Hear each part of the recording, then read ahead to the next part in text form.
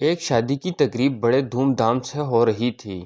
دلہا دلہن بڑی شان و شوکت کے ساتھ اسٹیج پر بیٹھے تھے۔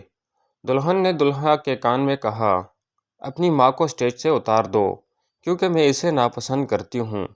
دلہا اٹھا، مائک پکڑا اور 3 دفعہ اعلان کیا، مجھ سے میری ماں کون خریدے گا؟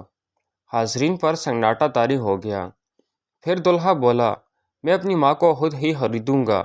اس نے شادی کی انگوٹھی اتار کر پھینک دی اور دلہن کو طلاق دے دی اور اپنی ماں کے قدموں میں بوسہ دیتے ہوئے کہا، میں نے نفع کا سودا کیا۔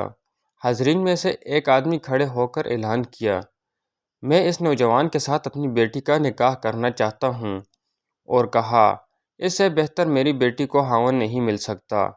اس نوجوان نے دنیا بھی کما لی اور اپنی جنت یعنی ماں بھی۔